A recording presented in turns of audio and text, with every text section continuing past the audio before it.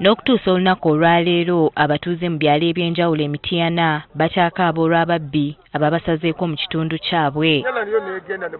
Mu kiro ekyakeesezza olunaku olwaleero abantu abatamanyiddwa baalumbye ku kyalo Lugala ne babba ente eziwerako okuva w'omutuuze Wilson Mugerwa.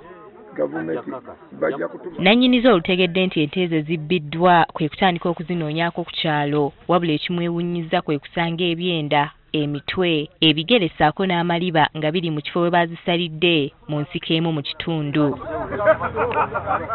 Okusinziira ku batuuze, ababbi basusse mu kitundu kyokka nga tebabba nte zokka wabula n'ebintu ebirala eby'enjawulo. N'ebintu ebirala nibo bibbibwa, abantu bayoola emmwanyi zaffe mu nzija bakola batya ne ku nnimiro baziwulula, tuli bubi nnyo. Kyokka olwo ne balussa mu bavubuka batayagala kukola ne badda mu kubba ebintu by'abakadde. Abavubuka basusse obutakola ate nga buli kimu bakyagala. Buli kimu kyagalibwa, balina okuweera abaana, balina okukola buli kimu naye ng'ate tebakola. Balina abakazi, ekifo eky'okugenda okukola bakeera mu mizannyo. Kale n'otunuulira nti abantu abo bennyini abalina amaanyi ate abasobola okukola ate be bajja ne bazza abantu bano abakadde emabega abatalina mwasiriza.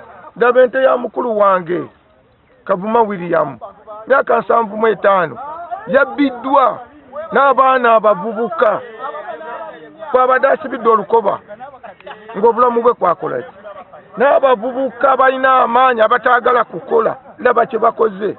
Bano balumiriza poliisi obutalondoola nsonga eno kubanga guno si gwe mulundi ogusoose ng'ebintu byabwe bibbibwa, kyokka poliisi ne yeesuulirayo gwa Naggamba. Emyezi ebiri emabega era bakajja ne bakola ekikolwa kye kimu ne babba ente ku kyalo ne bazimalako. Era ne bajja ne batubbako amasannyalaze ku kyalo.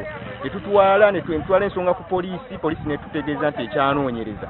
Kale naffe ng'abakola n'ebitongole ebyo ebikuumaddembe tuwulira nga mutuffe tulina alipooti ntuukirivu etuukiridde ejjudde gye tuwa bantu baffe be tubeeramu era ne tubawa essuubi nti poliisi ekola ogwayo. Kati bagamba nti we bituuse baakwekolera ku mubbi yenna gwe banaakwatako anti abalina okubataasa tebafaayo. Tujja okwesalirawo nga ffe twekolamu mulimu omutuufu. Tetunakwata omuntu yenna ali mu kikolwa bwe kiti.